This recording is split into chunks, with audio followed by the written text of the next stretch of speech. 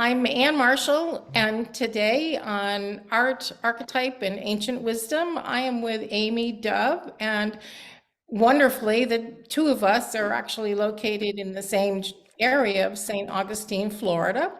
And Amy started early as a hand and loom weaver. She has a bachelor in textile design from Philadelphia College of Textiles and Science. She migrated to fabric design and ultimately collage. And today she works to create wearable art and artwork through manipulation of silk and wools and other fibers to create beautiful pieces of color and texture. And it is great to have you here today, Amy. Thank you, Anne. It's great to be here with you. So I think maybe it would be great to start off with a little bit of definition because I think of you very much as a felter, and you'll have to, if there's a better term, let us know. But what is felting? Because there may be many people watching this that are not familiar with that term. Right. So felt it's like the most ancient form of textile art, and certainly uh,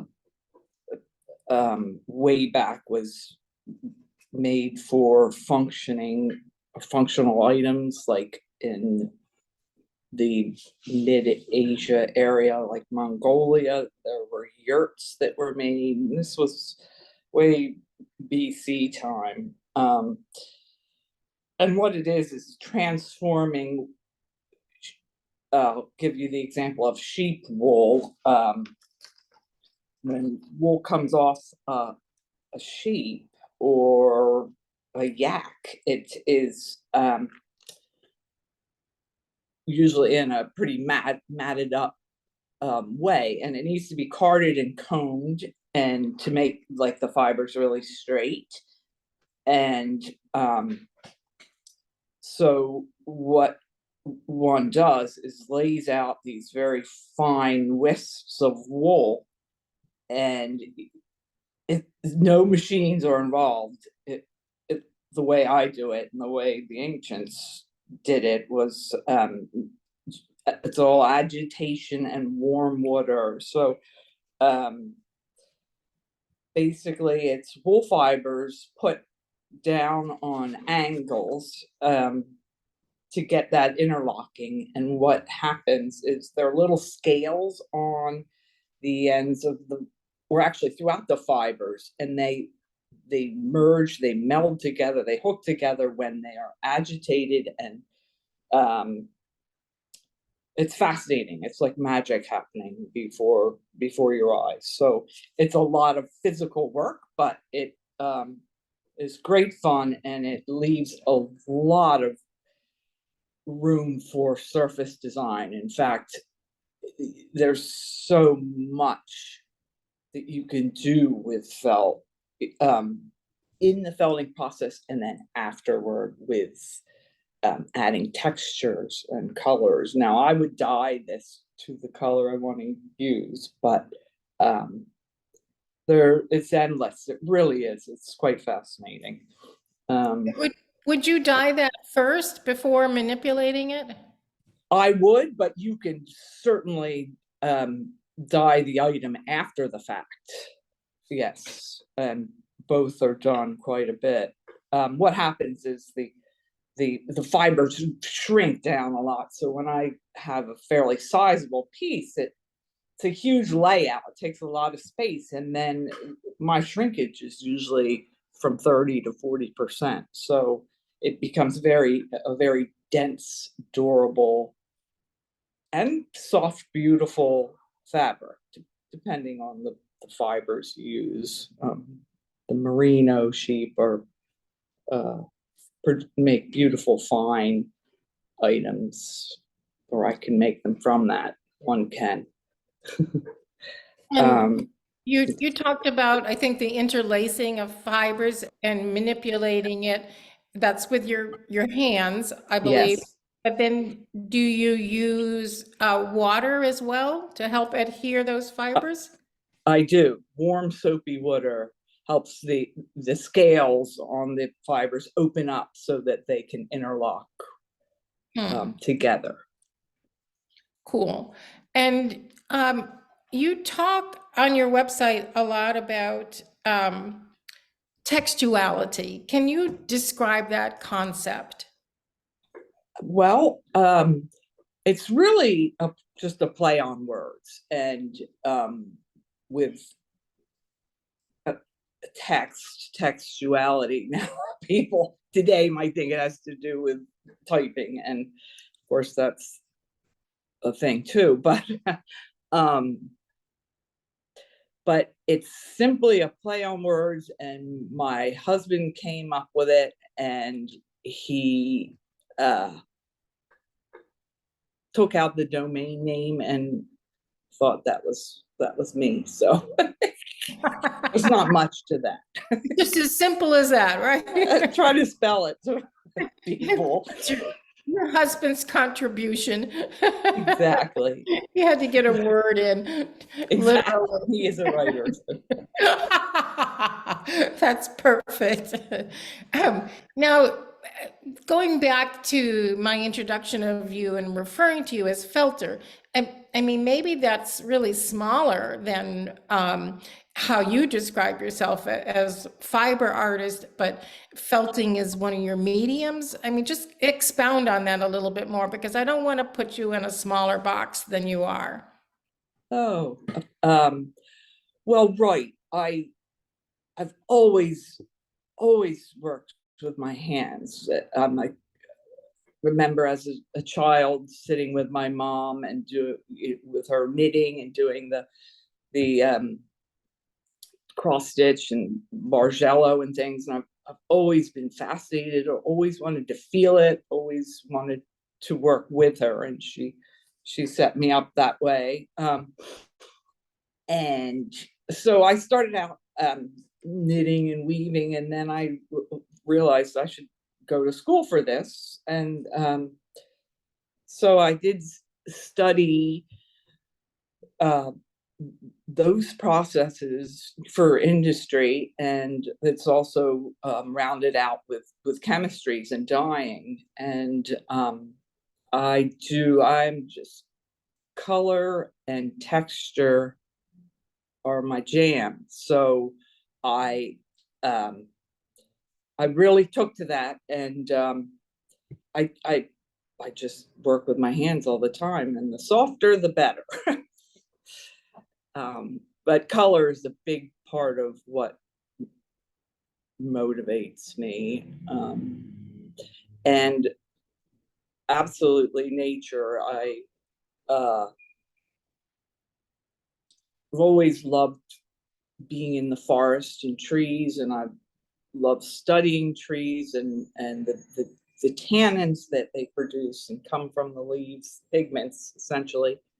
I've been playing a lot with that, with the dyeing of like botanical prints. So a good example is, I don't know how well you can see it, but some of these pieces behind me are they're old vintage linens printed with the actual leaves, and that's fun for me, really. So that's a big part of what I do when it's nice out, because I am able to do that outside. When it's really hot, I go inside and felt. Go figure. With wool. Well, since you kind of pointed to one of your end results, I have to admit that I am wearing one of your results, and this is not a felted piece. This is a silk dyed shibori, I believe. That's And right. It's so and great you've to got see this, that on you. you've got this wonderful kind of bubble texture to it. It might be hard to pick up, but I just think it, and it's magnificent in that it's got the gradiating scale to it in terms of color and richness. Oh, look at that. Wow. And I mean, it's just one of my prized pieces. And I think I had to, I don't know, fight for this one or something. But anyway, Oh, So, neat. You wear it so, well. so I really have to I'm stopping to think. So felting is in your toolbox, the shibori, Yes. and you've got the botanicals. What else is in your wheelhouse? Just so we kind of get a wider scope. Um, Woven, certainly. I have a few looms, Ah, from a big floor loom to table looms and a rigid heddle loom. And I've been a weaver, um, for many years. And I love that. I love woven fabrics, and but it's just limiting to me. I don't know if I will ever sit at a loom and weave again. Although tapestry and just um shibori weaving would be is really fun, where you can put in the horse's tail, right? Anything goes. Um, is that what that term is? You used a term I wasn't familiar with. Sayori weaving, which is really free form. There's no worry to line things up. It's a what would be a good, Spontaneous? yes, exactly. Very intuitive in the moment. Mhm, mhm, Exactly. That's certainly the way I like mhm. to be as well. So, do you have an actual art practice where, whatever, dictated by day or time or number of hours or, I mean, Right. how do you structure your time to Okay. create? Yes, good question. Um, I'm not a big morning person, but when I wake up, I need to do some quiet time and some meditation. And then I do some journaling. So it's kind of get my head in order. And after that, late morning time, I go down to my studio and spend most of the afternoon. Usually it's dinner time before I realize that I'm hungry. And oftentimes in the evening, I'll spend time in my studio. I'm fortunate to have a space below my house, which was the garage. So that's where I am if I'm not sleeping. Um, and it works well, as long as I get my quiet time in Mhm. Yeah, that first. sounds like that's an integral process to maybe bringing the focus to your Yes, actual time in the studio. yes, and very true. And then in terms of like the inspiration, I know you derive a lot of it from nature, but do you have to sketch things out or do you just go straight to the raw materials and then start to Okay, allow the hands to speak? Or how does it translate from idea to actual end product? really good question. I a bit of all of the above. For some projects that I think about for a while, I will make a sketch and Oh, like in color pencil and label out yeah, what hold on, I'm just gonna spotlight sure. that for a second. See if I can do that. And Cool. this piece is in the finished piece is in that show with you over at the Rotunda building in St. John's, Oh, St. okay. Augustine. Yeah, Mhm. so that started this way, but mostly I am an experimenter. I'm on this kick where I need to use what I have. I'm not going to go buy a bunch of silk lately, but I've acquired these old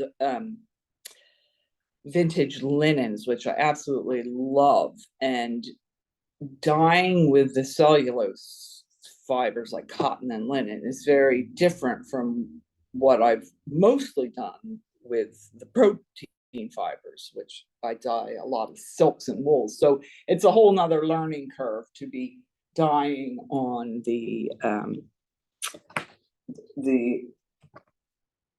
linen. So that's fun. It's much more of a subtle and um,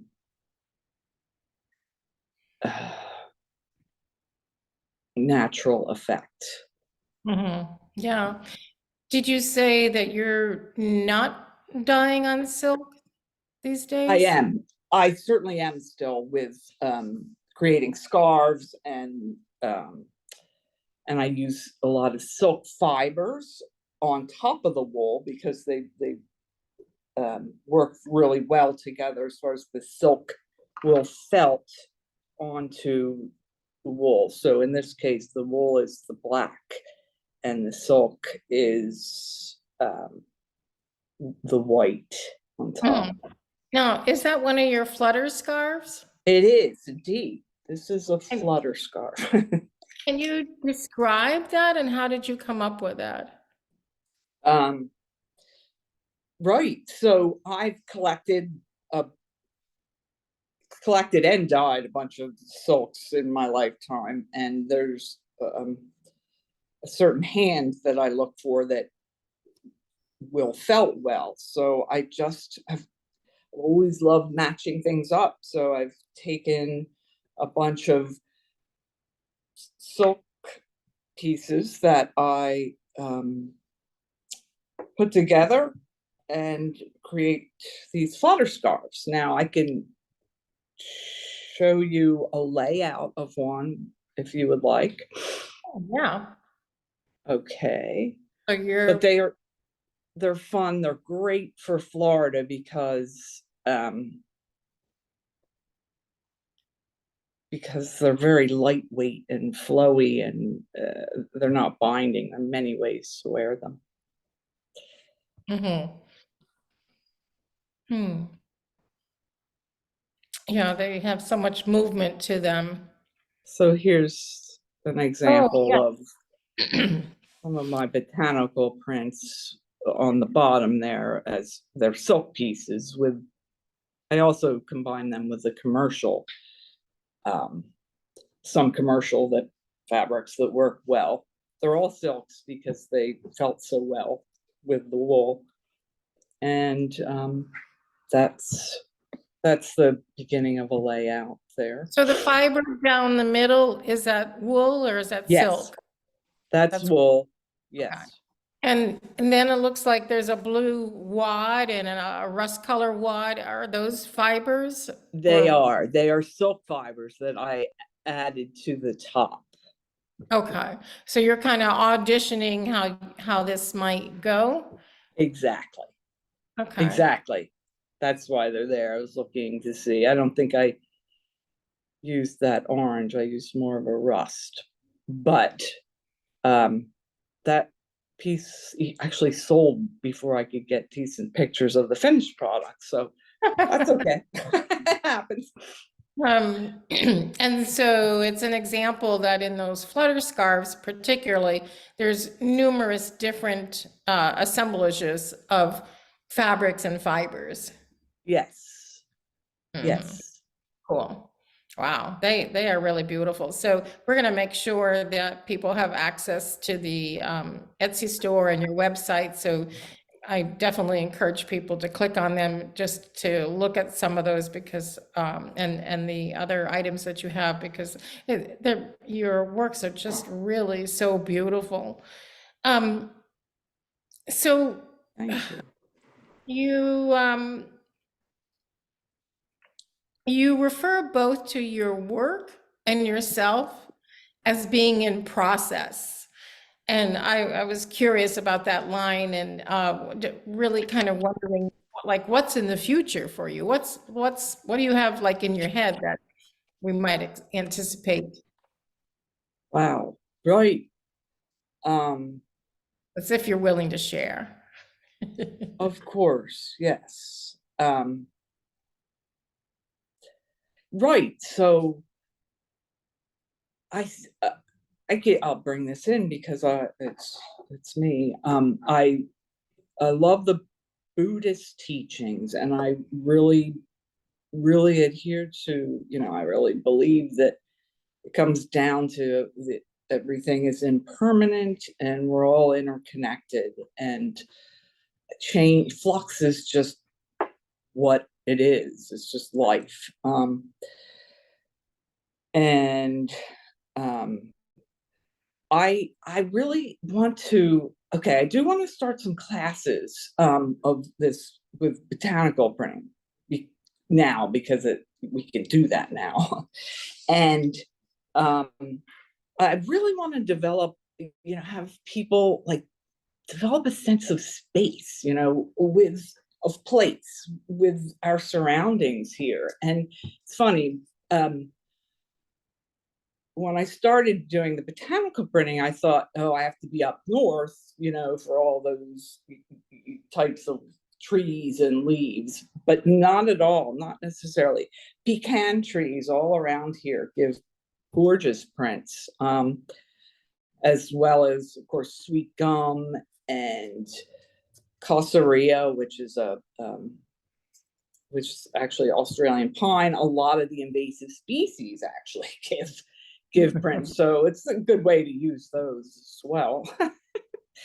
But yes, so we can certainly collect many leaves and flowers. The dune daisies. What's the Florida state flower? Uh, Delinquent on flowers. yes, okay. Those give beautiful yellows, and it's like Indian blanket flowers. So there are many we could take and use from around here, and I think it will help people notice like details and notice their surroundings more. And of course, you get a beautiful end product. So it takes a lot of time because we steam out the colors. That's what I do. Um, but it's a lovely process. And then we could also involve felting with that. In this case, I think I will show you that okay, this piece behind me here, it was felted first and then dyed. This was felted first and then dyed with the botanicals on top. So that was just a piece of white, like table runner size. And that orange is from eucalyptus. Now, that's not a local plant, but you can get it at Trader Joe's. Right. And florists. Mhm. So when you mean giving a sense of space, you're talking about an Or environment as opposed to like home. I'm curious how right, you use that right. word. I meant to say place, like a sense of place, like St. Augustine. And then you say what you asked me what was in the future, and I really want to start to play with cyanotype, which I need to investigate, but I think that would be beautiful, bringing in the blues, the sky and the sea blues with some of the printing that I do. Hmm. Hmm.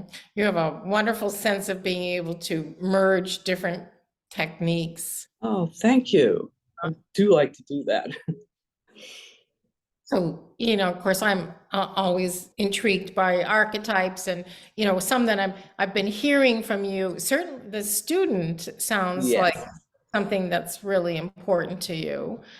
Is there any way that you absolutely. particularly access that for your art work? Right. Um, well, that's why I really am thinking about giving the workshops because I learned so Wow. much from you and others. I tend to isolate in my studio, and that's something that I need to break out of because it helps so much right now being here with you, and a common interest, that empathy. Yeah, Mhm. yeah. And I could imagine, if I extrapolate those dots, that in order for you to teach, you have to further imbibe the student in order to Yes, then present and pass it on to others. So that's like brilliant in a way. It brings out the student by putting yourself in a position of teachership, because you have to have the knowledge and integrate it in order to then pass it on. So it forces you to get the knowledge and integrate and do the experimentation that I know is important to you. exactly. You verbalized that perfectly. Super. That's true. Hmm. Well, we'll be very fortunate, those that have access to classes that you would be looking at hosting in the future.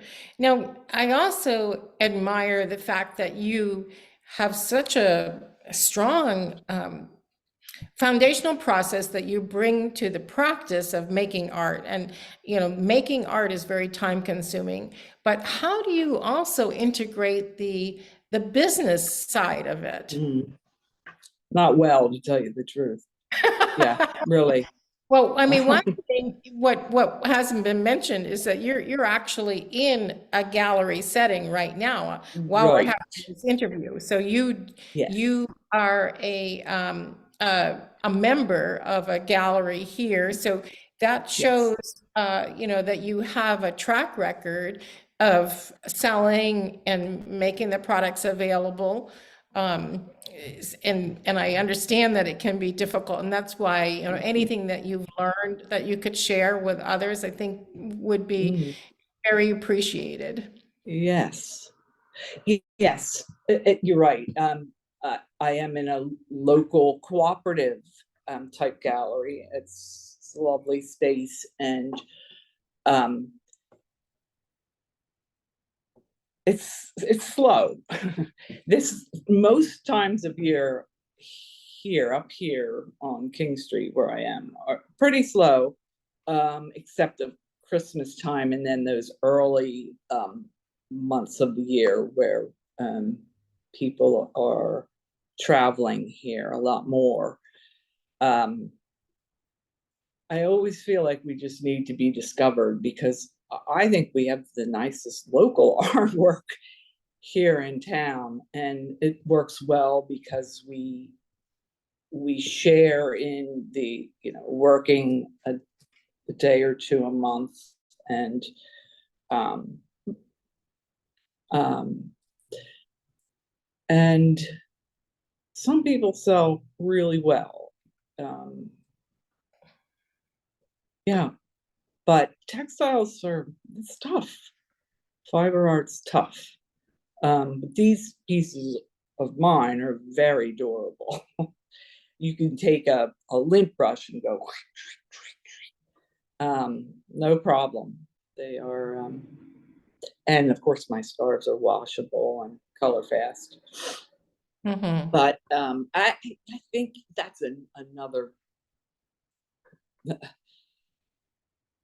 big goal is, I'm sure you can relate, is to try and get the textile arts, the fiber arts, more in the mainstream so that people get used to seeing beautiful, beautiful fiber art. Hmm. Hmm. Yes. Well, I'm impressed that you have an Etsy store. I think that's an accomplishment. Well, the thing is, with one of a kinds, it's very difficult to keep the photos up, but you're inspiring me to do that around, the holidays. everyone, every piece needs a handful of images that are decent. So photography is another thing. Yeah, yeah, absolutely.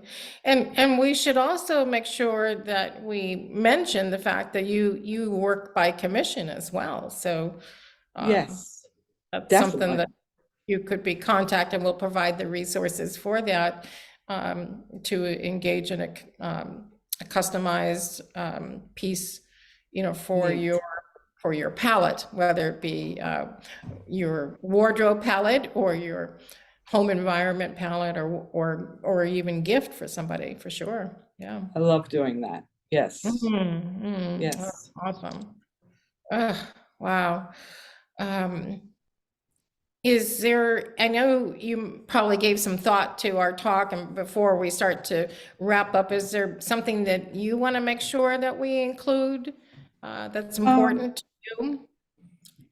Like, I don't know if you took any notes or something. I love that you started out talking about how ancient the whole, uh, with the fiber industry going back to, thousands of years ago in BC, and people don't realize just how integrated into our everyday life the textiles are, and and to have these items that can endure, centuries. I love the fact that, yours are so durable. That's a good point, but I just want to make sure that if there's something that you want to make sure we get across, that we do. okay. Wow. Thank you. I think that um,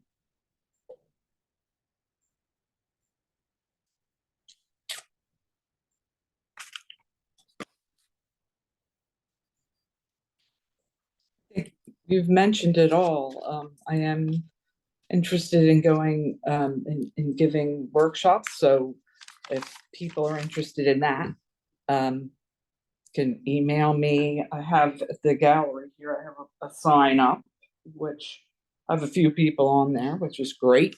And I Mhm. think it initially they would be day long, and then take it from there. Um, let me see.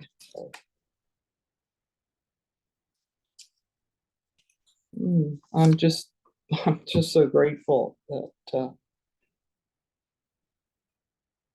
I'm able to do what I love, because we're only here for a visit, and I think to enjoy what you can while we can. Mm, mm. Yes, and I think on that note, that probably ties into our final question. That is, what do you want the world to know? What's important for you to get across to the world?